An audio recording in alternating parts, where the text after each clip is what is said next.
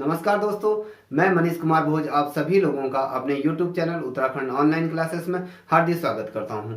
दोस्तों, आज जो श्रृंखला मैं आपके सम्मुख लेके उपस्थित हुआ हूं वो सहायक अध्यापक चित्रकला विषय से संबंधित रहने वाली है, जो आगामी परीक्षा जो 8 अगस्त को होने वाली है उसमें इन प्रश्नों का समावेश आपको देखने को प्राप्त होगा। दोस्तों, ये जो श्रृंखला है परीक्षा के दृष्टिकोण से बहुत ज़्यादा महत्वपूर्ण होने वाली है।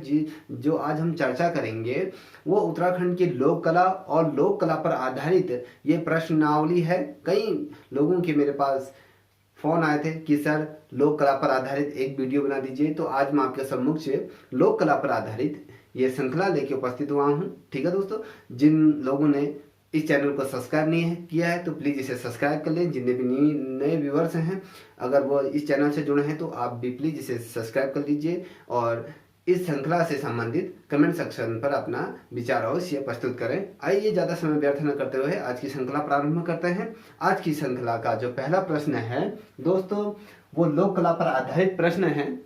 पहला जो प्रश्न है, मधुबनी चित्रकला के विषय किस पर आधारित है?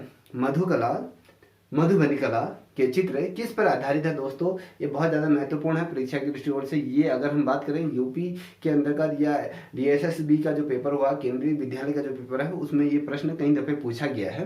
तो मधुबनी चित्रकला के विषय ये क्या है, किस पर आधारित है? देखिए, ये आदर्शवादी पर ये चित्रांकन आधारित है। और इसके जो विषय वस्तु की यदि हम बात करें तो इसके अंतर्गत रामकथा तथा आध्यात्मिक चित्रांकन हुए हैं, जिसके अंतर्गत श्री कृष्ण की लीलाओं का बखूबी तरीके से चित्रांकन मधुबनी के अंतर्गत किया है। यदि हम बात करें तो मधुबनी के अंतर्गत राधा कृष्ण के चित्रांकन सारथी रूप में हमें देखने को मिलते हैं। और जो आदर्शवादी के रूप में हमें भगवान राम जी को प्रतिनिधित्व करता है जो आदर्श के रूप में, तो उनके सारथी चित्र इस मधुबनी शैली के अंतर्गत आपको देखने को मिलते हैं। यहाँ पर बहुत ढेर सारे चित्र ऐसे बने पड़े हैं।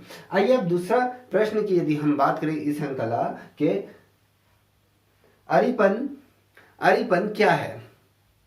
अरिपन क्या होता है ये आपको बताना है। देखिए दोस्तों, ये अर्पण या स्थापन होता है। अर्पण अथवा स्थापन होता है। अरिपन का मतलब होता है अर्पण अथवा स्थापन, ये दो शब्दों से मिलकर बना है। या कहें अरिपन का जो शाब्दिक अर्थ होता है स्थापन होता है। ठीक है, अब बात करते हैं अरिपन करने में स्त्रियां क्या सामग्री का प्रयोग करती है। जब अरिपन करते हैं एक तरफ से कहते हैं श्रृंगार की बात होती है इसके अंतर्गत। अरिपन का मतलब होता है, ये लोक कला के प्रश्न है। अरिपन का अर्थ होता है जिसमें महिलाएं इस के अंतर्गत किन चीज़ों का प्रयोग करती हैं जब तैयार होती हैं। देखिए दोस्तों, इसके अंतर्गत जब महिलाओं की यदि हम बात करते हैं तो इसके अंतर्गत वो क्या करते हैं, चौरद। देखिए, चौरद होता है जो सामग्री का जो प्रयोग करती हैं स्त्रियां। चौरद होता है एक प्रकार का सामग्री होती है। उसके अंतर्गत हम देखते हैं चावल का आटा का प्रयोग देखने को मिलता है, सिंदूर का प्रयोग होता है, उसमें गेहूं के आटे का प्रयोग, और जिसे हम राम रस भी कहते हैं। इन चीज़ों का प्रयोग अरिपन करने में स्त्रियां सामग्री का जो प्रयोग करती हैं उसके अंतर्गत इन चीज़ों का प्रयोग देखने को मिलता है। ठीक है दोस्तों, अब बात करते हैं इसी श्रृंखला का चौथा प्रश्न। कोहबर लेखन का क्षेत्र होता है। जो कोहबर, ये बहुत महत्वपूर्ण प्रश्न है। देखिए, कोहबर लेखन का क्षेत्र क्या होता है? जो हम कोहबर के अंतर्गत जो लेखन कार्य होता है ये कितने क्षेत्र के अंतर्गत इसको किया जाता है, इसकी कितना वर्ग स्क्वायर फीट के अंतर्गत इसे करा जाता है। यदि मैं कोहबर की बात करूं तो इसका जो लेखन का जो क्षेत्र होता है वो 20 गुणा 50 वर्ग फुट के अंतर्गत इसको किया जाता है। ठीक है, ये याद रख लीजिएगा, 20 गुणा 50 वर्ग फुट के अंतर्गत इस कोहबर का जो लेखन किया जाता है। ठीक है, अब इसी श्रृंखला का हम बात करते हैं 5वें नंबर का प्रश्न। बहुत ज़्यादा महत्वपूर्ण है, यह अरिपन पर ही आधारित है। बिहार में अरिपन की प्रथा कब से प्रचलित रही? अब देखिए, जो अरिपन जो लोक कला है वो बिहार से आधारित है, क्योंकि ये बिहार पर अरिपन का कार्य जो होता है, जो महिलाएं इसमें जो बढ़ चढ़ कर प्रतिभा करती है, उसमें जो सामग्रियों का प्रयोग करती है, मैंने आपको बताया जैसे चौरत कहा जाता है, जिसमें महिलाएं सिंदूर का प्रयोग करती हैं, आटे का प्रयोग करती हैं, या गेहूं के आटे का प्रयोग करती है, चावल के आटे का प्रयोग करती हैं, जिसे राम रस भी कहा जाता है। उसी तरह जो अरिपन में जो बिहार में जो अरिपन की जो प्रथा कब से प्रचलित हो रही है ये बताना है। देखिए, जो अरिपन की जो प्रथा जो प्रचलित रही है बिहार में, वो उत्तर वैदिक काल से इस चीज का आरंभ हमें देखने को मिलता है, जो वर्तमान में निरंतर रूप से चलता हुआ आ रहा है। ठीक है, अरिपन प्रथा के बारे में हमने आपको बता दिया। ये अगर क्वेश्चन आता है अरिपन प्रथा किस प्रदेश से स्थित है, या अरिपन लोक कला किस प्रदेश पर आधारित है, ये कहाँ से बिलोंग करती है, तो ये बिहार राज्य से संबंधित है। ठीक है, अब बात करते हैं अगला प्रश्न, छठा नंबर का जो प्रश्न, मिथिला की तांत्रिक चित्रकला में किन देवी देवताओं का चित्रण किया गया है। तांत्रिक रूप में किन देवी देवताओं का चित्रांकन किया गया है मिथिला के अंतर्गत। देखिए, जो मिथिला की जो लोक कला है उसमें उस लोक कला के अंतर्गत हम यदि देवी देवताओं की यदि बात करें, उसमें देवियों का ज़्यादा चित्रांकन हुआ है।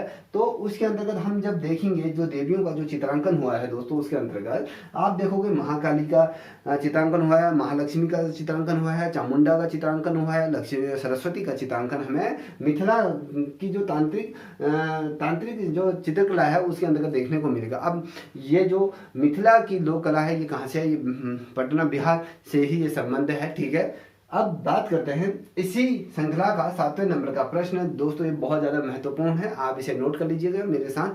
यदि आप लोगों को ये वीडियो पसंद आ रही हो तो प्लीज़ दोस्तों इसे लाइक शेयर सब्सक्राइब अवश्य करें। जितने भी नए व्यूवर्स हैं प्लीज़ इसे सब्सक्राइब कर दें और अपने साथियों को भी इसे शेयर कीजिए। अब मैं बात कर रहा था आपसे जो 7वें नंबर का इस श्रृंखला का जो बहुत ज़्यादा महत्वपूर्ण प्रश्न है, ये आप कॉपी में इसे नोट कर लीजिए, लिख के ले लीजिए। ये प्रश्न आ सकता है, पद्मश्री पुरस्कार किस महिला को सर्वप्रथम दिया गया था। देखिए, ये पद्मश्री जो पुरस्कार भारत सरकार द्वारा दिया जाता है, जो अलग अलग क्षेत्रों में या कहें अलग अलग विधाओं में जो अपने पारंगत होते हैं, उनके अच्छे कार्य के लिए भारत सरकार द्वारा प्रतिवर्ष ये पद्मश्री, पद्म विभूषण, भारत रत्न इत्यादि ये जो पुरस्कार हैं ये भारत सरकार द्वारा दिए जाते हैं। राष्ट्रपति के ये द्वारा ये इनाम दिया जाता है या कहीं पुरस्कार दिया जाता है। और जो चित्रकला के क्षेत्र में जिस महिला को ये पुरस्कार मिला है, पद्मश्री पुरस्कार से जो महिला सम्मानित है, उस महिला की यदि हम बात करें तो जो सीता देवी रही है, वो चित्रकला के क्षेत्र में उन्होंने अपना अग्रणी योगदान दिया। ये हम लोक कला पर आधारित बातें कर रहे हैं।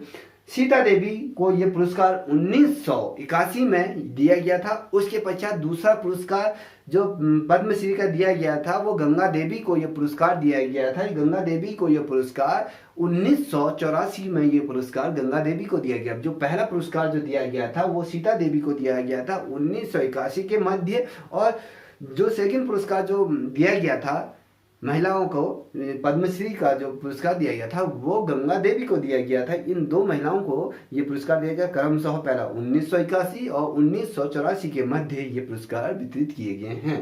ठीक है दोस्तों, अब बात करते हैं 8वें नंबर का प्रश्न, द आर्ट ऑफ मिथिला के लेखक कौन है। द आर्ट ऑफ मिथिला के लेखक की बात करें, एविस विकी द्वारा ये मिथिला पर आधारित ये पुस्तक लिखी गई है, जिसे हम कहें द आर्ट ऑफ मिथिला के बारे में। मिथिला से संबंधित आर्ट की चीजों का उल्लेख इस पुस्तक के अंतर्गत देखने को मिलता है।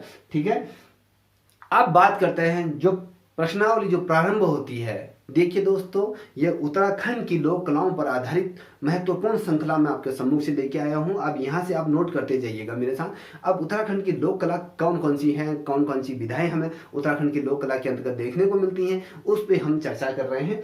अब बात करते हैं उत्तराखंड के अंतर्गत दो मंडल हैं, आप सभी को पता है, कुमाऊं मंडल और गढ़वाल मंडल। यदि हम बात करें अधिक से अधिक जो प्रश्न बनते हैं वो कुमाऊं मंडल के अंतर्गत देखने को मिलेंगे आपको, क्योंकि कुमाऊं मंडल में बहुत सी ऐसी लोक कलाएं विद्यमान हैं जिसको हम निरंतर वर्तमान समय में भी करते हुए आ रहे हैं उनका प्रयोग। अब बात करते हैं उत्तराखंड के कुमाऊं मंडल की लोक कलाओं पर। ठीक है, अब कुमाऊं लोक कला चित्रों का प्रमुख विधि क्या रही है, जो हम उत्तराखंड के अंतर्गत जो कुमाऊं मंडल है, कुमाऊं मंडल में सर्वाधिक लोक कला किसको मानी जाती है? लोक कला, कुमाऊं की लोक कला क्या है, किस पे चित्रांकन किया जाता है? देखो दोस्तों, ये ऐपण, देखिए ऐपण है, जो ऐपण का मतलब होता है हाथ से लेखन किया जाता है या लिपना कहा जाता है। जिसे ऐपण का मतलब हमेशा कुमाऊं की जो लोक विधा कला है वो ऐपण है। ऐपण का मतलब लिपना होता है। यदि आप लोग जो बात करें जितने भी ग्रामीण क्षेत्र के हैं या कुमाऊं क्षेत्र के हैं, तो उनको पता होगा कि ऐपण कब प्रयोग किया जाता है, किस अवसरों में इसका प्रयोग किया जाता है। देखिए, ऐपण जब लिपाई होती है उसके बाद ऐपणों को प्रयोग किया जाता है, ऐपण होता है। ठीक है, ऐपण का मतलब होता है लिपना होता है। ठीक है दोस्तों, अब बात करते हैं इसी श्रृंखला का 10वें नंबर का प्रश्न। देली पूजन का पर्व उत्तराखंड कुमाऊं में मनाया जाता है। ये कौन सा पर्व मनाया जाता है उत्तराखंड कुमाऊं के अंतर्गत? देली पूजन कौन सा पर्व होता है, ये कौन सी लोक कला है? देखिए दोस्तों, लोक कला के अंतर्गत यदि हम देली पूजन की बात करें तो ये फूल दे छम्मा दे, जो फूल दे का जो त्योहार होता है उसके समय में देली पूजन किया जाता है। उत्तराखंड की लोक कला पर आधारित है। ठीक है, हमारी जो संस्कृति है, हम उस संस्कृति को किस प्रकार से आगे बढ़ा रहे हैं, वो विरासत को निरंतर आगे अग्रसर कर रहे हैं, वो ये चीज़ें हमें लोक कला के इन तत्वों पर देखने को मिलता है। जो देली पूजन होता है वो आपका फूल दे छम्मा दे या हम कहें या फूल दे के उत्सव पर ये किया जाता है। अब बात करते हैं अगला प्रश्न, वर बूंद, बूंद क्या है? वर बधू, बंधु क्या है यदि हम बात करें, या बूंद क्या है, इसको हम कहीं वर बूंद या वर बधू या इस प्रकार से भी कहा जाता है। जो क्वेश्चन बनता है, जो पेपर में आता है, वर बूंद क्या है। ठीक है, अब वर बूंद क्या है, देखिए ये रसोई घर की दीवारों पर किया जाने वाला वो अंकन होता है जो अंगुलियों के माध्यम से पैरों का चित्रांकन किया जाता है। इसमें देखिए रसोई घर के अंतर्गत ये जो वर बूंद होता है कुमाऊं में, बेशक चीजें ये मैं आपको बताऊं, कुमाऊं की लोक कला के अंतर्गत ये चीजें देखने को मिलेंगी कि कुमाऊं में लोक कला पर आधारित जब दीवारों पर ये लोक कला चित्रांकन किया जाता है, ये ठीक है। अब जब ये चित्रांकन किया जाता है, ये प्रचलित शैली होती है जिसके अंतर्गत हमें अभिप्राय के अंतर्गत क्या देखने को मिलेगा, इसमें हमें जो देखने को मिलेगा उसमें रेखाएं और अभिप्राय इसके अंतर्गत देखने को मिलता है। देखिए वर बूंद मैंने आपको बता दिया, कुमाऊं में दीवारों पर लोक कला चित्रांकन की एक ये चित्रांकन करने की ये विधि है जिसके अंतर्गत रेखा और आपको बिंदुओं के आधार पर यह चित्रांकन किया जाता है। ठीक है, रेखा और बिंदुओं के आधार पर यह चित्रांकन किया जाता है। ठीक है दोस्तों, अब बात करते हैं अगला प्रश्न की, टुपुक किसे कहते हैं। अब टुपुक किसे कहते हैं, ये उत्तराखंड की लोक कला पर आधारित है। अब टुपुक क्या होता है, इसे विस्तार पूर्वक समझने की कोशिश करें कि टुपुक क्या होता है। देखिए रसोई घर की दीवारों पर, ठीक है, इसमें बता रहा हूँ टुपुक क्या होता है। जो रसोई घर की जो दीवारें होती हैं उसमें जब हम रसोई घर की दीवारों पर जब मिट्टी का लेप करते हैं या मिट्टी से जब उसे पुताई करते हैं तो उसमें क्या करते हैं, उनकी जो दीवारों पर अंगुलियों की पैरों से किया जाने वाला अंकन होता है। देखिए जब हम लिपाई करते हैं तो उसके पश्चात क्या होता है, हमारी जो अंगुलियां होती हैं उसके आधार पर पैरों का एक हम चित्रांकन करते हैं जिसे टुपुक कहा जाता है। किया जाने वाला अंकन को हम क्या कहते हैं, टुपुक कहा जाता है। ठीक है, अब बात करते हैं अगला प्रश्न, सेली को उत्तराखंड में किस नाम से जाना जाता है। सेली बहुत महत्वपूर्ण प्रश्न है, कभी क्वेश्चन आ जाता है। सेली उत्तराखंड में किस नाम से प्रसिद्ध है या इसका प्रयोग किस लिए किया जाता है। देखिए आप सभी लोगों ने ये चीज़ देखी होगी मगर आप लोगों को पता नहीं होगा। जिन लोगों को ये शैली का अर्थ पता होगा वो इस चीज़ को अच्छी तरह से भली भांति जानते होंगे। जो शैली होता है दोस्तों, शैली का प्रयोग जिस समय शुभ कार्यों में किया जाता है या आपका जनेऊ संस्कार होता है या नामकरण होता है या कहें इसका जो प्रयोग हमें सारथी रूप में देखने को मिलता है, ये विवाह शादियों समारोह में इसका प्रयोग किया जाता है। कुमाऊं क्षेत्र के अंदर क्या होता है, जब दूल्हा दुल्हन जब घर आ जाते हैं तो एक शैली तैयार की जाती है जो आटे से बनाई जाती है, जिसमें दिए के रूप में शैली बनाई जाती है। जिसमें 5 दिए बनाए जाते हैं, बीच में एक गोल सा भाग बनाया जाता है उसमें जिसमें पीठा इत्यादि रखे जाता है, चंदन इत्यादि रखा जाता है, तो उसमें ये दियों को जलाया जाता है। उसके पश्चात शैली से वर वधू की आरती उतारी जाती है, इसे शैली कहा जाता है। ठीक है, अब शैली क्या है? वर वधुओं की आरती उतारी जाने वाली एक क्या है, ये दीप के रूप में इसे प्रयोग किया जाता है। ठीक है, शैली का अर्थ है क्या होता है मैंने आपको बता दिया है।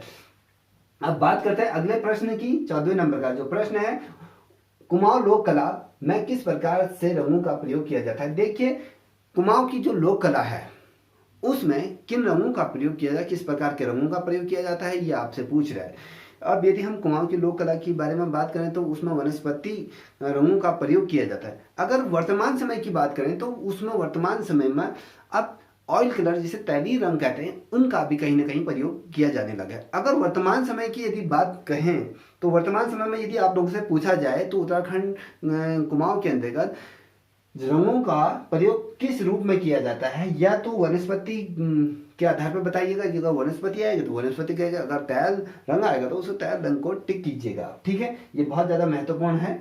अब अगला प्रश्न है, नीले रंग में कुमाऊं क्षेत्र के या उत्तराखंड के अंतर्गत नीले रंग में चमक लाने के लिए किस चीज का प्रयोग किया जाता है? जब उत्तराखंड की यदि हम लोक कला के बारे में बात करें, जब नीले रंग में चमक लाने के लिए हमें किस चीज का प्रयोग करते हैं?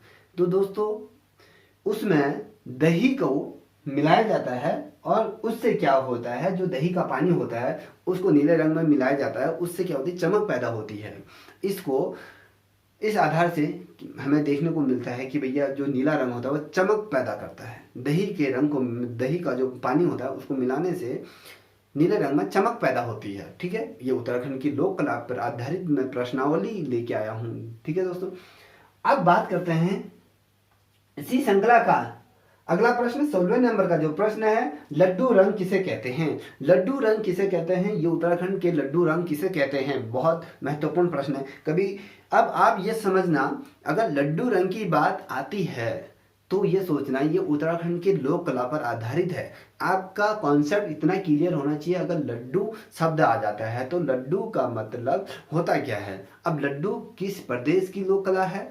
ये उत्तराखंड की लोक कला है। अब लड्डू का जो रंग होता है दोस्तों, अगर हम लड्डू की बात करें तो कुमाऊं की लोक भाषा में, अगर हम कुमाऊं की लोक भाषा में लड्डू के रंग की बात करें तो वो पीले रंग को कहा जाता है।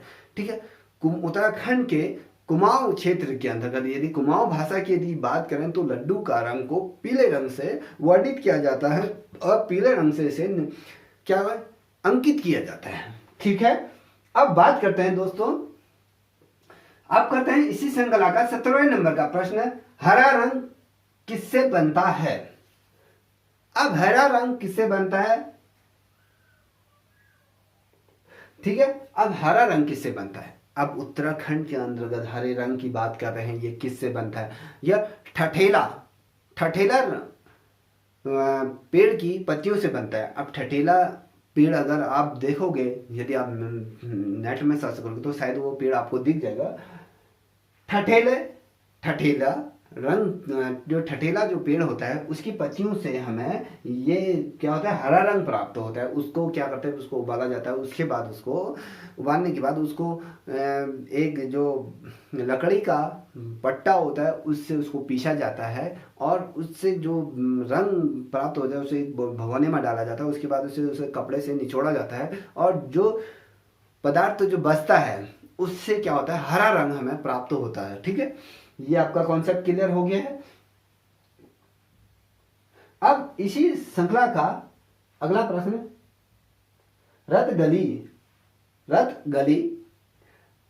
रतगली को पीसकर कौन सा रंग बनता है? अब रतगली को पीसकर कौन सा रंग बनता है? उत्तराखंड के अंतर्गत, उत्तराखंड की लोक कला के अंतर्गत, उत्तराखंड की लोक कला के अंतर्गत बात करो, रतगली को पीसकर कौन सा रंग बनता है? दोस्तों, अगर उत्तराखंड की हम लोक कलाओं पर चर्चा कर रहे हैं तो रतगली को पीसकर हमें काला रंग प्राप्त होता है। ठीक है, काला रंग किससे प्राप्त होता है? तो रतगली को पीसकर हमें काला रंग क्या होता है, प्राप्त होता है। अब इसी श्रृंखला का 19वें नंबर का प्रश्न बहुत ज्यादा महत्वपूर्ण है। चावलों को भिगोकर उसे पीसकर जो घोल तैयार किया जाता है उसको क्या कहते हैं? देखिए, ये जो घोल की बात कर रहा हूं ये उत्तराखंड की लोक कला के अंतर्गत आता ही है, क्योंकि ये शुभ कार्यों के अंतर्गत इसका प्रयोग वर्तमान समय में भी किया जाता है, और यदि मैं वैदिक काल से की बात करूं तो वहां से निरंतर चलता हुआ आ रहा है। देखिए, हम इसका प्रयोग जो चावल को पहले क्या करते हैं, चावल को एक कटोरे में भिगोने के लिए डाल देते हैं और 24 घंटों के लिए उसे भिगोने के लिए डाला। जब वो चावल एकदम कोमल हो जाता है तो उसको सिलबट्टे में पीसा जाता है। जो पीसने के पश्चात हमें जो मिश्रण प्राप्त होता है, एक वाइट कलर का मिश्रण प्राप्त होता है, उसको हम एक बर्तन में डालकर थोड़ा सा उसमें पानी मिलाते हैं, तो उसके बाद हमें एक प्रकार का क्या होता है, कलर प्राप्त हो जाता है, या कहें एक पदार्थ प्राप्त हो जाता है, तो व्हाइट कलर का होता है। उससे हम क्या करते हैं, जब शुभ कार्य में जो हम ऐपण डालने का कार्य करते हैं, इसको यदि मैं बात करूं, जो ये पीस का जो घोल चावल का बनाया जाता है, इसको यदि हम इस भाषा को गए, इसको बिस्वार कहा जाता है। बिस्वार क्या होता है, चावलों को पीस कर बनाया जाता है, इसे बिस्वार कहते हैं। ठीक है, यदि मैं बात करूं चावलों को पीस कर जो घोल तैयार किया जाता है, उसको क्या कहा जाता है, बिस्वार, बिस्वार कहा जाता है। ठीक है दोस्तों, इसे नोट कर लीजिए, ये इसे बिस्वार कहा जाता है। अब बात करते हैं 20वें नंबर का प्रश्न है, कुमाऊं की लोक कला में किस पक्षी को महत्व दिया गया है। अब देखिए, कुमाऊं की लोक कला के अंतर्गत हम पशु पक्षियों पर भी हम उतने ही निर्भर हैं जितने कि हम अपने लोक कला पर आधारित। देखिए, हम पशु पक्षियों को भी अपने साथ समन्वय स्थापित करते हुए आगे को बढ़ाते हैं, क्योंकि हम उन्हें किसी न किसी रूप में पूछते हैं। वो हमारे प्रकृति, यदि हम कहें, हमारा ही एक अंग होता है। तो यदि मैं लोक कला के बारे में बात कर रहा हूँ कुमाऊं की, तो कुमाऊं के अंतर्गत ऐसे कौन से पक्षी को महत्वता दी गई है। देखिए, अगर कुमाऊं के अंतर्गत तोता को महत्व दिया गया है, क्योंकि जो ये हरा होता है, ये हरियाली के प्रतीक के रूप में हम इसे पूजते हैं, इसलिए तोता को महत्व दिया गया है लोक कला के अंतर्गत कुमाऊं क्षेत्र में। ठीक है, अब बात करते हैं इसी श्रृंखला का अगला प्रश्न, डिकरे का अर्थ क्या होता है। डिकरे का अर्थ क्या होता है, डिकरे का अर्थ क्या होता है। देखिए, ये डिकरे का अर्थ, जो मिट्टी से बनाई गई मूर्तियों को डिकरे कहा जाता है। ठीक है, मिट्टी से बनाई गई मूर्तियों को डिकरे शब्द से क्या करते हैं, परिपक्व करते हैं, या इसको निवारण करते हैं, उससे समझा जाता है। ठीक है, अब बात करते हैं अगला प्रश्न, दुर्गा अष्टमी किस नाम से जानी जाती है उत्तराखंड के अंतर्गत। देखिए, उत्तराखंड के अंतर्गत दुर्गा अष्टमी को किस नाम से पुकारा जाता है, किस नाम से उसे वर्णित किया जाता है, ये बताना है। देखिए, उत्तराखंड के अंतर्गत या कुमाऊं क्षेत्र की बात करें या गढ़वाल क्षेत्र के अंतर्गत, जहां तक हम बात करें कुमाऊं क्षेत्र के अंतर्गत, दुर्गा अष्टमी किस नाम से इसे जाना जाता है, कुकड़ी मुकड़ी, कुकड़ी मुकड़ी के नाम से दुर्गा अष्टमी को जाना जाता है। फिर से नोट कर लीजिए, कुकड़ी मुकड़ी के नाम से इसे जाना जाता है। मैं यहाँ पर लिख देता हूँ, कुकड़ी और माकुड़ी। ठीक है, माकुड़ी है, मुकड़ी नहीं, माकुड़ी, कुकड़ी और माकुड़ी के नाम से इसे जाना जाता है। ठीक है, ये मैंने यहाँ पर लिख दिया है, कुकड़ी और माकुड़ी के नाम से इसे संबोधित किया जाता है। अब बात करते हैं घर में यमदीप कब जलाए जाते हैं। देखिए दोस्तों, उत्तराखंड के अंतर्गत घर में यमदीप कब जलाए जाते हैं। मैं उत्तराखंड की संपूर्ण लोक कला के बारे में बात कर रहा हूँ। यमदीप कब जलाए जाते हैं उत्तराखंड के अंतर्गत। देखिए, धन जो हम कहते हैं धनतेरदशी को यमदीप हमारे घरों के क्या बोलते हैं, देली पर, आंगनों पर हम इसको जलाते हैं। ठीक है, यमदीप जलाए जाते हैं। ठीक है, जो किस चीज़ का प्रतीक होता है, खुशहाली का प्रतीक होता है या धन का प्रतीक होता है, तो ये धनतेरदशी को इसका प्रयोग करते हैं, यमदीप जलाए जाते हैं। अब बात करते हैं लक्ष्मी पौ क्या है। पौ क्या है, पौ क्या है, यदि हम कहें इसको, अगर हम सिंपल सी भाषा में समझें, लक्ष्मी के पादों की बात करें, चरणों की बात करें।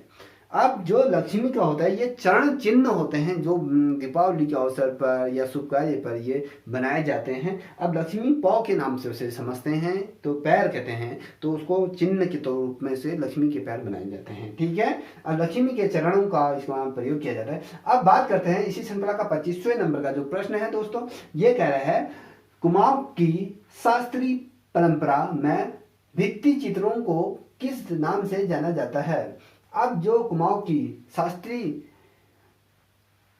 शास्त्रीय भित्ति चित्रों को किस नाम से जाना जाता है ये आपको बताना है। इसको पट लिखित क्या है, पट लिखित प्रतिमा के रूप में इसे जाना जाता है। पट लिखित प्रतिमा के रूप में हम कुमाऊं की जो शास्त्रीय परंपरा के अंतर्गत जो भित्ति चित्र बनाए जाते हैं उसको हम कहते हैं पट लिखित भित्ति प्रतिमा के रूप में हम इसे समझते हैं। ठीक है, अब बात करते हैं पट लिखित प्रतिमा कहाँ चित्रित किया जाता है। देखिए किससे चित्रित किया जाता है, जो इससे पूर्व जो क्वेश्चन मैंने आपको बताया था कि पट लिखित जो प्रतिमा होती है वो क्या होती है, कुमाऊं की जो शास्त्रीय परंपरा जो भित्ति चित्रों पर किया जाने वाला ये चित्रांकन है। अब पट लिखित प्रतिमा कहाँ चित्रित किया जाता है, इसका जो चित्रण कहाँ पर किया जाता है, यदि हम बात करें दोस्तों तो ये इसमें जो जिस चीज़ का प्रयोग किया जाता है कमेट का चित्रांकन किया जाता है। अगर हम कमेट को यदि नाम समझें तो बहुत से लोग जो पुराने संस्कृति है हमारी, यदि कुमाऊं के क्षेत्र के बारे में बात करूं, ये उत्तराखंड के अंदर क्या होता था, इससे पूर्व जब पेंसिल या पेन का प्रयोग नहीं होता था तो उसके अंतर्गत जो पट्टे होते थे उसे पाठी कहते थे, उसमें कमेट का प्रयोग किया जाता था। उसमें क्या होता है, एक तख्ती होती थी, उसको काले रंग से उसको लिपा जाता था। उसके बाद ये कमेट जो होता है ये एक प्रकार की मुल्तानी मिट्टी टाइप की होती है। इसको क्या होता है, ये एक रूप से यदि हम कहें इसका घोल तैयार करके ये लेखन का कार्य इसमें किया जाता था। ठीक है, आज की डेट में यदि हम बात करें जो पट लिखित जो प्रतिमा कहाँ चित्रित किया जाता है इनके बारे में बात करूँ तो ये कमेट होता है, एक प्रकार की मिट्टी होती है जिसे मुल्तानी मिट्टी से, इससे क्या होता है, इससे पुताई की जाती है। जो घरों की दीवारों में इससे पुताई होती है। जो हमारे पहाड़ी कल्चर के जो मकान हैं, जो पहाड़ी क्षेत्र में यदि हम कुमाऊं क्षेत्र के पूरे उत्तराखंड के बारे में बात करें, जो हमारी पुरानी संस्कृति है, जो पुरानी धरोहर, जो हमारे जो घर हैं उनके अंतर्गत जो मिट्टी के जो दीवारें होती हैं उनको लीपने का कार्य ये कमेट जिसे मुल्तानी मिट्टी के रूप में भी समझते हैं, जानते हैं, तो उससे क्या होता है, इसको लाते हैं खोद कर, इसको फिर छानते हैं, उसके बाद इसको एक बाल्टी में घोल तैयार किया जाता है। उसके पश्चात ब्रश से दीवारों को पेंट किया जाता है जिससे कि हम ये एक प्रकार से रंग का प्रयोग करता है। ठीक है, ये कमेट का प्रयोग जो होता है ये घरों की पुताई के लिए प्रयुक्त किया जाता है। ठीक है, ये बहुत ज़्यादा महत्वपूर्ण प्रश्न है। ऐसे प्रश्नों की श्रृंखला आपको कहीं और देखने को नहीं मिलेगी दोस्तों। यदि आप लोगों को ये चैनल अच्छा लग रहा हो तो प्लीज़ आप वीडियो देखते हुए इसको लाइक अवश्य करें और साथ ही सब्सक्राइब भी करें और अपने साथी को भी शेयर करें। ठीक है, जिससे कि हमें मोटिवेशन मिलता है मुझे कि आप लोगों के लिए नई नई वीडियो लाने का। अब बात करते हैं अगला प्रश्न इसी श्रृंखला का, उत्तराखंड में रंगों को किसमें घोला जाता है। ठीक है, अब बात कर रहे हैं किसमें घोला जाता है। देखिए, जो उत्तराखंड के अंतर्गत बात कर रहा हूं, उत्तराखंड में रंगों को किसमें घोला जाता है। देखिए, काले रंग को छोड़कर और जितने भी रंग हैं उनको क्या होता है, दूध में, सभी रंगों को कच्चे दूध में घोला जाता है।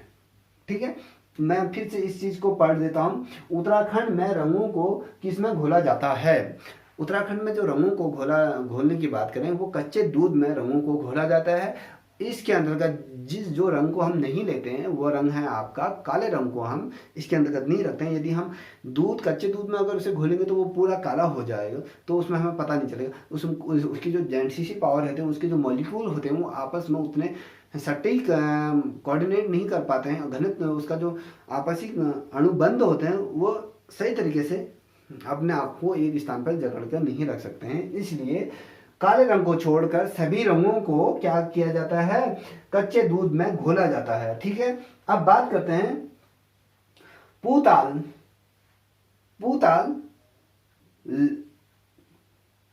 लेखन किसे कहते हैं। अब पूताल की बात कर रहा हूं। ठीक है, थोड़ा सा अटपटा लग रहा होगा। पूताल लेखन किसे कहते हैं। ये देखिए, ये चित्रों में बनी मानव आकृतियों को पूताल का चित्रांकन कहा जाता है। देखिए मानव जो आकृति हम बनाते हैं, देखिए हमें कुछ ऐसे शब्दों का प्रयोग होता है जो हमने आज से पूर्व कभी नहीं सुने होते हैं, क्योंकि ये लोक कला की ऐसी विधाएं होती हैं जो आज विलुप्ति की कगार पे है। बस हम उन नामों से थोड़ा सा हमें अटपटा महसूस होता है, ठीक है। पूताल लेखन किसे कहते हैं कभी आता है तो चित्रों में बनी मानव आकृतियों को पूताल का चित्रांकन किया गया लेखन होता है, ठीक है। इसके अंतर्गत इसको लेखन किया जाता है।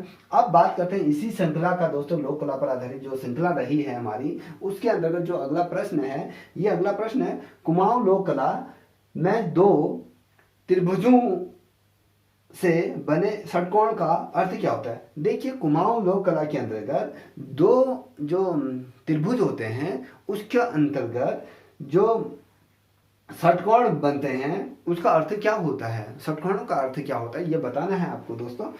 यदि मैं बात करूं इसके अंतर्गत क्या होता है, ये सरस्वती को क्या होता है, सरस्वती माता को ये निरूपित होती है, ठीक है। कुमाऊं की लोक कला के अंतर्गत जो दो त्रिभुज बनाए जाते हैं उसमें जो षटकोण का अर्थ होता है वो सरस्वती होता है। देखिए सरस्वती में क्या कहीं कहीं पर पंचकोणी आकृतियों को भी सरस्वती कहा जाता है। देखिए षटकोण की यदि हम बात कर रहे हैं, त्रिभुज की बात कर रहे हैं, जिसके अंतर्गत जिसको सरस्वती का चित्रांकन या कहें उसको निरूपित करता है वो शब्द है, तो कहीं कहीं पर जो पंचकोण आता है वहां पर सरस्वती को भी निरूपित किया जाता है, ठीक है। ये रहा आपका 30 नंबरों का जो श्रृंखला रही हमारी। अब बात करते हैं अगला प्रश्न, षटकोण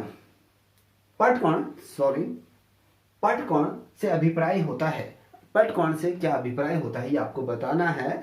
अब पटकोण की यदि बात करें, स्त्री पुरुष तत्वों का ये प्रतिबिंब होता है, ठीक है। जो पटकोण से अभिप्राय क्या होता है, पटकोण का अर्थ क्या होता है, तो उसके अंतर्गत क्या होता है, स्त्री और पुरुष तत्वों का प्रतिनिधित्व का प्रतिबिंब एक रूप से हमें इस पट कोण में देखने को मिलता है। अब बात करते हैं अगला प्रश्न, 31वें नंबर का जो प्रश्न है, कुमाऊं लोक कला है, कुमाऊं लोक चित्र किस धरातल पर बनते हैं। जो कुमाऊं के जो चित्र बनते हैं वो किस धरातल पर बनते हैं।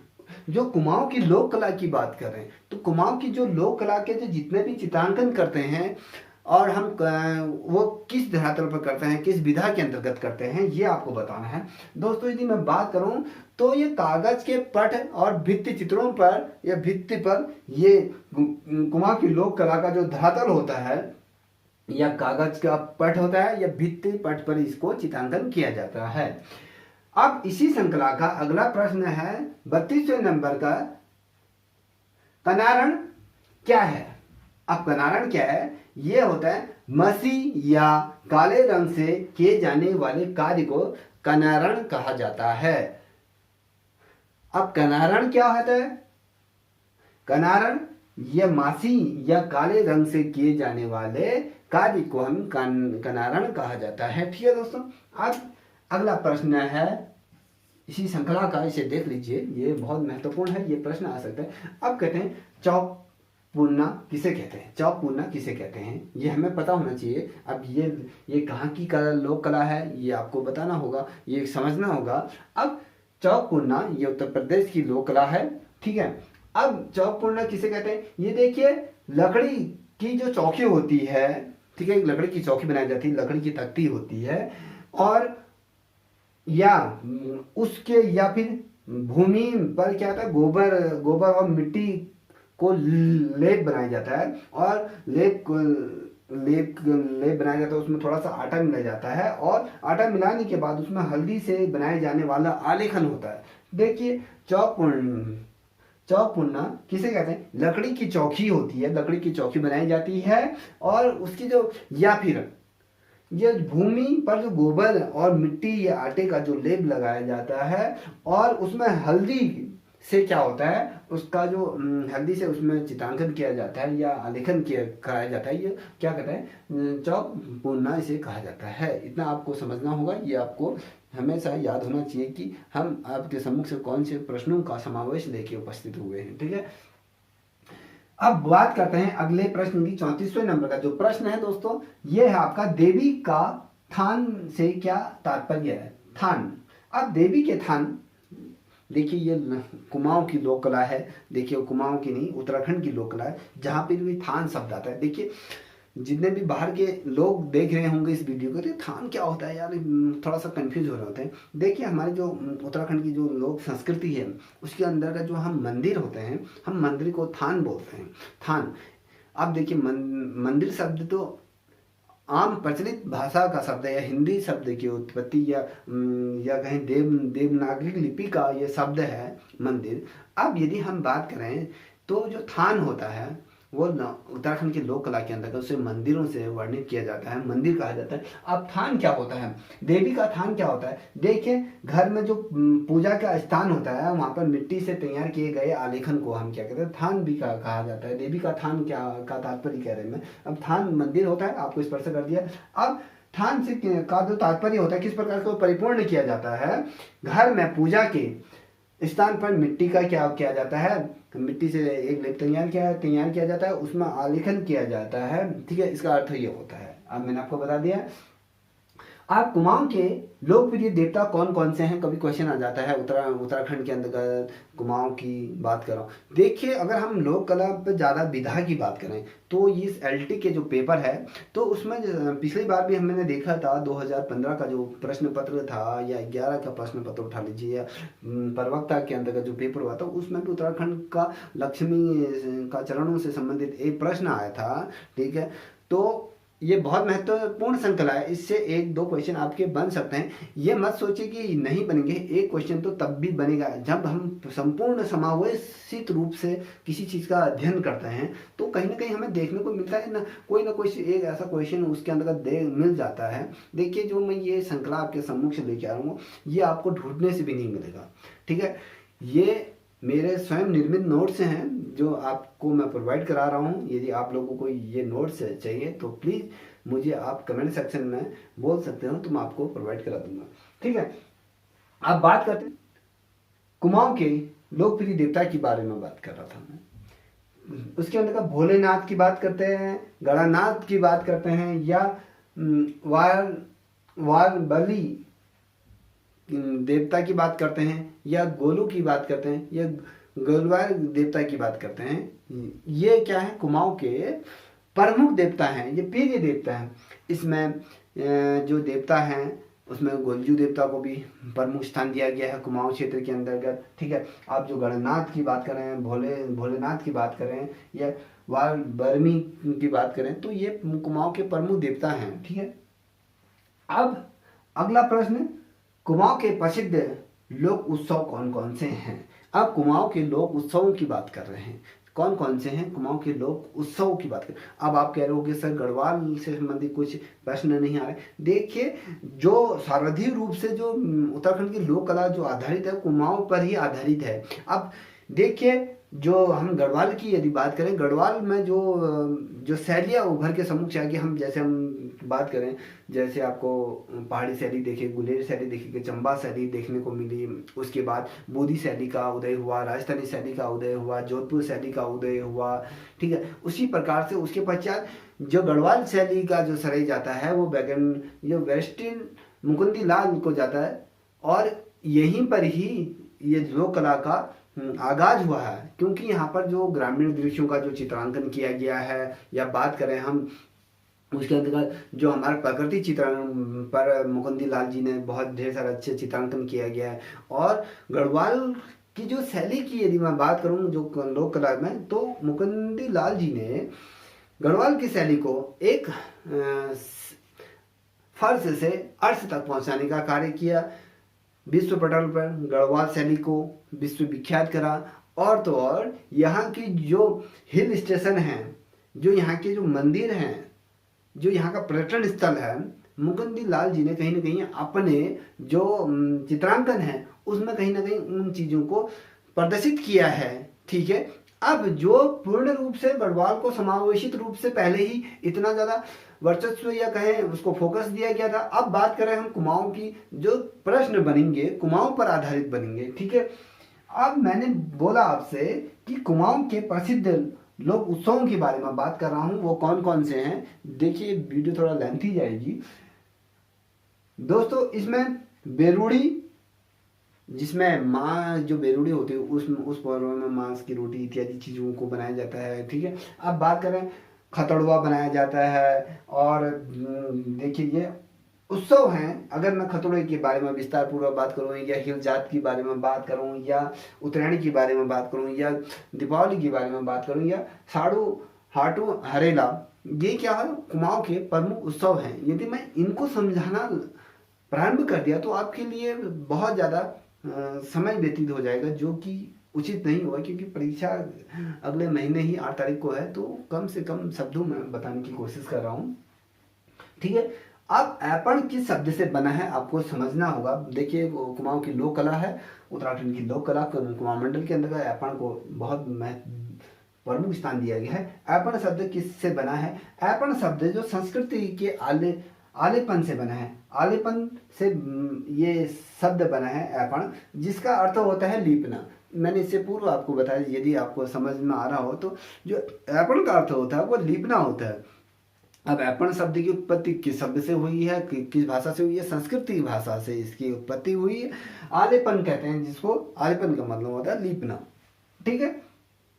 अब अगला प्रश्न करते हैं, अब आलेपन कहाँ कहाँ किया जाता है? जो आलेपन कहाँ कहाँ किया जाता है, देखो कुमाऊं क्षेत्र के अंतर्गत यदि हैं तो ये उत्सवों पर, यह जो खुशी का उत्सव होता है, ये दीपावली के पर्व पर किया जाता है। आंगन आंगन में किया जाता है, मंदिर चौकी पर किया जाता है, और घरों की जो चारों तरफ का जो बॉर्डर होता है उन पे इसमें ऐपण दिए जाते हैं अलग अलग। इसमें चित्रांकन किया जाता है ऐपण के माध्यम से, या पाठ्य चित्रों में किया जाता है, या कहें जो देवी की जो वेदिका होती है उसमें इनका ऐपणों का प्रयोग किया जाता है। आज की डेट में जो सारादी रूप में ऐपणों का प्रयोग किया गया है वो अलग अलग चीज़ों को मद्देनजर रखते हुए किया गया है, ठीक है।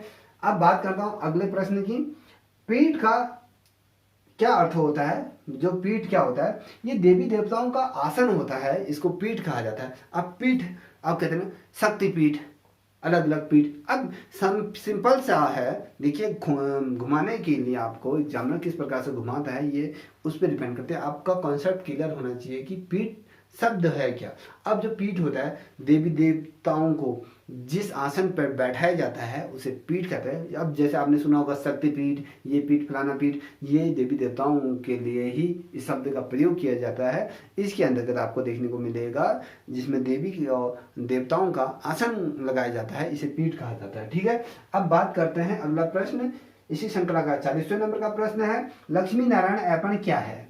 देखिए लक्ष्मी नारायण ऐपण क्या होता है? देखिए ऐपण अलग चीज, देखिए ऐपण एक ही चीजें हैं और उसको अलग अलग तरीके से तोड़ मरोड़ के प्रस्तुत किया जाता है। लक्ष्मी नारायण ऐपण क्या है? देखिए दीपावली के अवसर पर रसोई घरों में किया जाने वाला ऐपण को कहा जाता है लक्ष्मी नारायण ऐपण। देखिए लक्ष्मी नारायण ऐपण किसे कहा जाता है? लक्ष्मी नारायण ऐपण दिवाली के अवसर पर रसोई घर में किए जाने वाले ऐपण को क्या कहा जाता है। और ये जो ऐपण होता है लक्ष्मी नारायण, ये क्या है? संपूर्णता का क्या होता है? प्रतिनिधित्व करता है, संपूर्णता का प्रतिनिधित्व। लक्ष्मी नारायण ऐपण किस चीज का प्रतिनिधित्व तो करता है, कभी क्वेश्चन आ जाता है, वो संपूर्णता का प्रतिनिधित्व करता है, ठीक है। अब लक्ष्मी की चौकी क्या होती है? लक्ष्मी की चौकी जो देवी देवताओं का जो आसन होता है जिसमें उनको विराजमान किया जाता है, उसके जो नीचे जो लकड़ी का जो पट्टा होता है उसमें क्या करता है? ऐपण किया जाता है, उसमें लाल रंग से उसको पेंट किया जाता है, उसमें भी सब व्हाइट कलर के रंग से उसका प्रयोग किया जाता है। तो ये चौकी होती है, ठीक है। अब बात करें ज्योति क्या है। अब ज्योति क्या है ये आपको बताना है। देखो लकड़ी के पट्टे पर रंगों द्वारा बनाए जाने वाला आलेखन को क्या कहते हैं? ज्योति कहा जाता है, जो जीवन पर्यंत निरंतर चलने वाली है, ठीक है। इसके अंतर्गत क्या होता है? जो ज्योति की बात कर रहा था मैं, इसमें आलेखन किया जाता है जीवन पर्यंत। जो मृतिकाओं का होता है, मृतिकाओं का इसमें क्या किया जाता है? पूजा के लिए चित्रांकन किया जाता है। मृतिकाओं देवियों का इसमें पूजन किया जाता है, इसलिए ये ज्योति क्या है ये आपको बताया। अब पट्टा क्या होता है ये आपको बताना है। देखो पट्टा वह होता है जिसमें देवी देवताओं के जीवन चरित्र का क्रमबद्ध तरीके से क्या होता है? चित्रांकन किया जाता है, उसे पट्टा कहा जाता है। जिसमें देवी देवताओं का चरित्र का संपूर्ण रूप से चित्रांकन किया जाता है, ठीक है, उसे पट्टा कहा जाता है। अब बात करते हैं विशिष्ट संस्कारों में। देखिए विशिष्ट संस्कारों में उत्तराखंड के अंदर विशिष्ट संस्कारों में घरों के चारों ओर बनाए जाने वाले आलेखन को क्या कहा जाता है? जो विशिष्ट संस्कारों के अंतर्गत जब कोई मुंडन कार्य होता है, संस्कार कार्य होता है, या शुभ कार्य होता है, या कहें अलग अलग प्रकार से जितने भी शुभ कार्य होते हैं, जो विशिष्ट कार्य होते हैं, उसके अंतर्गत ये जो घरों में किए जाने वाले जो आलेखन होता है, तो उसको क्या कहा जाता है ये आपको बताना है। मोवाली कहा जाता है उसे, जो विशिष्ट कार्यों में जो किया जाने वाला जो आलेखन होता है उसे मोवाली कहा जाता है। ठीक है दोस्तों, अब इसी श्रृंखला का 45 वाला क्वेश्चन को देख लीजिए। ये कह रहा है नाग प्रतीक रूप कैसा मान्य होता है? जो नाग का जो प्रतीक रूप किसके लिए मान्य होता है, किसके लिए इसको उच्चारण किया जाता है? जो पाताल लोक के जो अधिपत्य जो देवता हैं उसको नाग प्रतीक के रूप में जाना जाता है, जैसे कि स्वर्गलोक, पातालोक, भूलोक, जो ये विभाजित किया गया है। उसके अंतर्गत हम जाकर पाताल लोक की बात करें तो पाताल लोक के अंतर्गत जो उसके जो अधिपत्य, जो जिस देवता का पाताल लोक में अधिपत्य है, तो उसके रूप को हम नाग प्रतीक के रूप में जानते हैं। ठीक है, अब बात करते हैं अगला प्रश्न, भाव क्या है? देखिए भाव क्या है आपको बताना होगा। देखिए ये रचनाकृति का प्रमाण है, रचनाकृति का प्रमाण होता है भाव। ठीक है, अब साझी किसे कहते हैं ये आपको बताना है। देखिए साझी की बारे में बात कर रहा हूँ। गोबर से, देखिए गोबर से दीवारों पर पूजा हेतु किया गया आलेखन। देखिए साझी की यदि बात करूँ, जब दीवारों पर गोबर से किया गया आलेखन का होता है, जो पूजा के लिए प्रयोग किया जाता है, उसे क्या कहा जाता है? साझी। गोबर से दीवारों पर पूजन के लिए बनाया गया आलेखन को साझी कहा जाता है। अब लोक कला का ज्ञान हमें कब प्राप्त हुआ? कहीं बच्चे अगर कभी क्वेश्चन ये आ जाता है लोक कला का ज्ञान हमें कब प्राप्त हुआ? यदि हम लोक कला की यदि मैं बारे में बात करूं दोस्तों, तो लोक कला का जो हमें ज्ञान प्राप्त हुआ 19वीं शताब्दी में हमें लोक कला का ज्ञान प्राप्त हुआ था। ठीक है, ये मत कीजिए कि हमें 14वीं शताब्दी में, 15वीं शताब्दी में, ये तुक्का मत लगाइएगा। लोक कला की ज्ञान की यदि मैं बारे में बात करें तो वो 19वीं शताब्दी के दौर पर हमें ये हुआ, जो निरंतर चलता हुआ आ रहा है। 19वीं शताब्दी ही इसे टिक कीजिएगा। अब बात करते हैं लोक कला का विस्तार रूप कहाँ दिखाई देता है? देखिए जो लोक कला का, किसी भी लोक कला की यदि मैं बारे में बात करूं, चाहे आप उत्तराखंड के ले लीजिए, उत्तर प्रदेश के ले लीजिए, बिहार के ले लीजिए, जो अलग अलग राज्यों की यदि मैं बात करूं, तो जो लोक कला का जो हमें जो साराधिक रूप से जो ज्ञान प्राप्त होता है वो धार्मिक कर्म कांडों में हमें देखने को मिलता है। धार्मिक कार्यों में हमें लोक कला का ज्ञान देखने को मिलता है, क्योंकि हमें ऐसी छटाएं वहाँ देखने को मिलते हैं जो धर्म कांड होते हैं, वहीं कहीं ना कहीं हमें लोक कला का भी क्या है छटा देखने को मिलती है। ठीक है, ये चीज़ आपको बहुत महत्वपूर्ण है। अब बात करते हैं अगले प्रश्न की, लोक कला में पशु पक्षियों का चित्रांकन किस दृष्टि से किया गया है? देखिए लोक कला के अंतर्गत मैं, चाहे मैं उत्तराखंड की बात कर रहा था, उत्तराखंड के कुमाऊं क्षेत्र में किस पक्षी को महत्व दिया गया है आपको इस बताना है। ये तोता को महत्व दिया गया है क्योंकि वो हरियाली का प्रतीक है। अब संपूर्ण लोक कला के बारे में बात कर रहा हूं, तो लोक कला के अंतर्गत पशु पक्षियों का चित्रांकन किस दृष्टि से किया जाता है? देखिए ये मांगलिक दृष्टि से इसको किया जाता है। ये मांगलिक मतलब जो शुभ कार्य के दृष्टिकोण से हमें पशु पक्षियों का चित्रांकन किया जाता है, क्योंकि आपने देखा होगा बहुत सी हमारे हिंदू देवी देवताओं में या हिंदू ग्रंथों में देवी देवताओं द्वारा अलग अलग पशु पक्षियों का क्या किया गया है, अपना वाहन के रूप में प्रयोग किया गया है, क्योंकि ये जो प्रतीक है कहीं ना कहीं हमें आदिकाल से, यदि हमारी पौराणिक धार्मिक कथाओं के बारे में बात करें तो देवी देवताओं का भी आसन के रूप में ये प्रयोग हुए हैं। इसलिए हमें ये मांगलिक रूप में या मांगलिक दृष्टिकोण में हमें देखने को मिलते हैं। ठीक है, इनका प्रयोग किया जाता है। अब बात करते हैं इसी श्रृंखला का अंतिम प्रश्न दोस्तों, लीला गुदवाना किसे कहते हैं? देखिए लीला गुदवाना किसे कहते हैं, बहुत महत्वपूर्ण प्रश्न है, इस श्रृंखला का अंतिम प्रश्न है दोस्तों। यदि आप लोगों को वीडियो पसंद आ रही तो प्लीज इसे लाइक सब्सक्राइब अवश्य करें, और अपने साथियों को भी इसको सब्सक्राइब, जिसमें आप सब्सक्राइब करोगे तो प्लीज इसका जो साइड में जो बेल आइकन आएगा उसे ऑल को प्रेस कीजिएगा। जो भी मैं नोटिफिकेशन कोई नई वीडियो बनाऊंगा तो आपके समक्ष वो तुरंत उसका नोटिफिकेशन आ जाएगा, जिससे आपको अवगत हो जाएगा कि मेरे द्वारा कोई ना कोई नई वीडियो लेके आया हूँ। तो प्लीज बेल आइकन को प्रेस करना ना भूलें। मैं बात कर रहा हूँ इस श्रृंखला का अंतिम प्रश्न की बात कर रहा हूँ, लीला गुदवाना किसे कहते हैं? देखिए जो ये मॉडर्न तकनीक की बात हो रही है यहाँ पर, ये प्राचीन विधा में भी इन चीज़ों का प्रयोग आदिवासी कबीलों द्वारा इसे किया गया है, या कहें कहीं ना कहीं वर्तमान समय में जो जनजातियां हैं वो भी इस विधा का प्रयोग करते हैं। आज इस विधा को नया रूप दे दिया है तकनीक के रूप में। देखिए, शरीर के किसी भी भाग में नीले रंग से गुदवाए जाने वाला, जो नीले रंग से जो शरीर में, जो हम आज कहते हैं टैटू, जिसे हम वर्तमान समय में जो भाषा हो टैटू, उसमें क्या होता है, नीले रंग का प्रयोग किया जाता है। उसमें जो सुई का प्रयोग किया जाता है, उसके अंतर्गत जो नीले रंग से जो गुदवाया जाता है, जो चित्रांकन किया जाता है, वो क्या होता है, व्यक्ति के जीवन पर्यंत रहता है। जब तक व्यक्ति की मृत्यु नहीं हो जाती है तब तक वो उसी के साथ वो टैटू रहते हैं। इस टैटू को आप क्या करते हो, इसे मिटा नहीं सकते हो। ये जीवन पर्यंत की बात कर रहा हूँ मैं, जीवन पर्यंत, इसलिए ये अंततः आपके साथ रहता है, इसलिए लीला गुदवाना इसे कहा जाता है। ठीक है दोस्तों, यदि आप लोगों को वीडियो पसंद है तो प्लीज़ इसे लाइक शेयर करें। आज के लिए इतना ही। जय हिंद, जय भारत।